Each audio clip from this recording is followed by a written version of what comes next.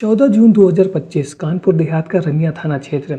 यहाँ पर पुलिस वाले एक व्यक्ति के पीछे दौड़ रहे थे और जो व्यक्ति आगे दौड़ रहा था उसके हाथ पर पिस्टल थी और वो लगातार यह कह रहा था कि मैं अपने गोली मार लूँगा, मैं अपने गोली मार लूँगा।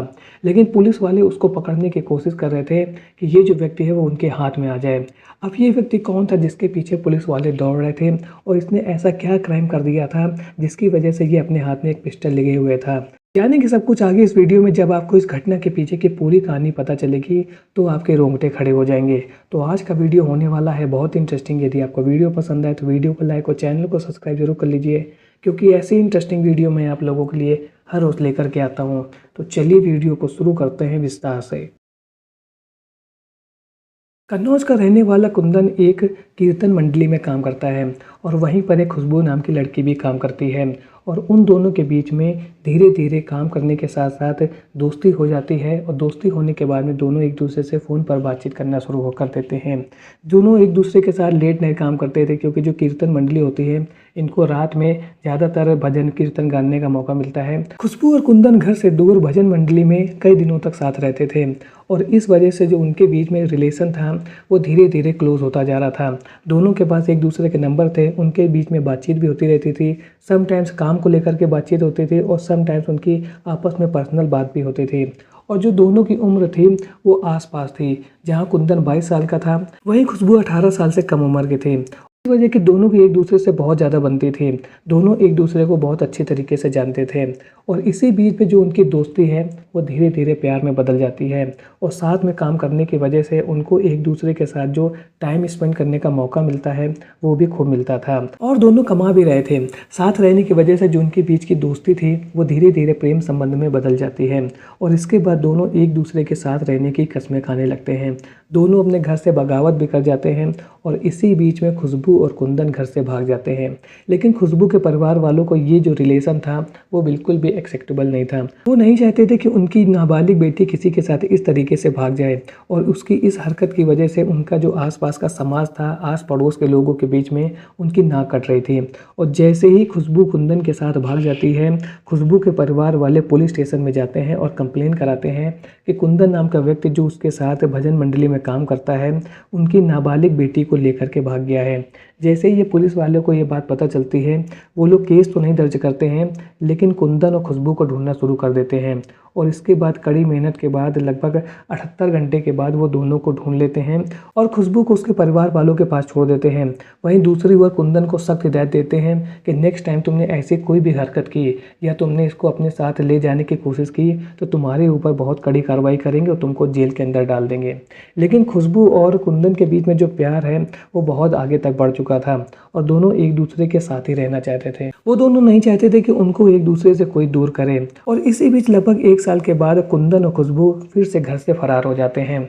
और जब दूसरी बार ये घटना होती है तो खुशबू के परिवार वाले एक बार फिर से थाने में पहुंचते हैं और पुलिस कंप्लेन कराते हैं कि कुंदन नाम का व्यक्ति जो 1 साल पहले उनकी बेटी को लेकर के भाग गया था वो फिर से उनकी बेटी को लेकर के फरार हो गया है।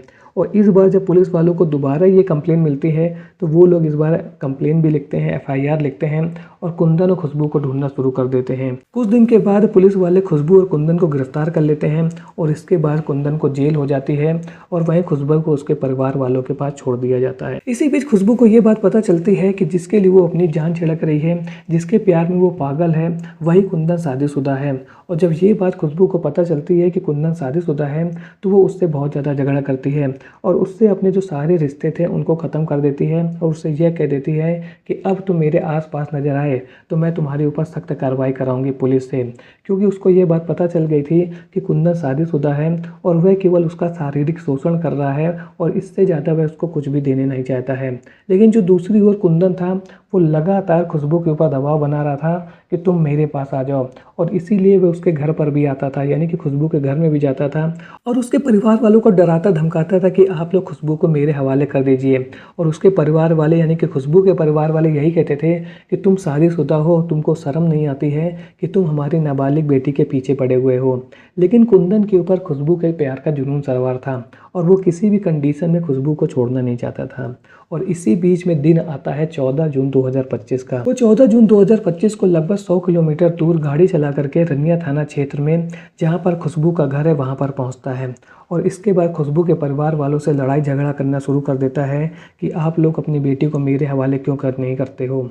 और वो अपने साथ एक धारदार हथियार लेकर के भी गया था, जिससे वो उसके परिवार वालों को डरा धमका रहा था। जब वो ये सब कर रहा था तो वहाँ पर जो आस पड़ोस के लोग हैं वो भी लोग इकट्ठा हो जाते हैं और वो लोग उसको समझा रहे थे कि तुम ये क्या कर रहे हो, ये सब गलत है, लेकिन वो मानने को तैयार ही नहीं था। और इसी बीच में जब खुशबू अपने घर से बाहर आ जाती है तो वो उससे भी लड़ाई झगड़ा करने लगता है और उससे कहता है कि तुम चलो मेरे साथ सीधे, तुम्हें मेरे साथ चलना होगा। और खुशबू उससे कहती है कि तुम शादीशुदा हो और इसके बावजूद भी तुम मेरे साथ रिलेशन रखना चाहते हो, मेरे साथ रिश्ता रखना चाहते हो।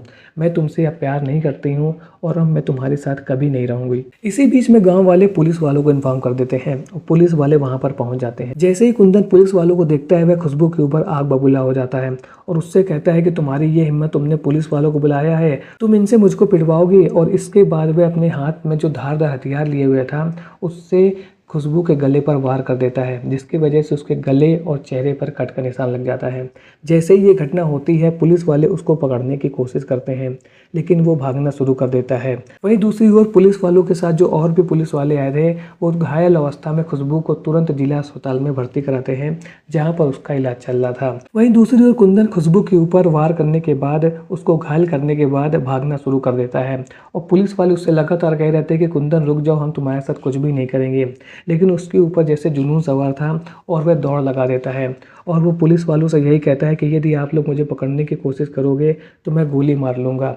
और इसी बीच में वो अपने साथ लाए हुए एक तमंचे को निकालता है और कनपट्टी पे लग करके गोली चला देता है। जैसे ही वो गोली चलाता है वो तुरंत गिर जाता है। पुलिस वाले दौड़ करके उस जगह पर पहुंचते हैं जहां पर गोली लगने के बाद कुंदन गिर पड़ा था और इसके बाद जब पुलिस वाले उसको चेक करते हैं तो पता चलता है कि उसकी मौत हो चुकी है।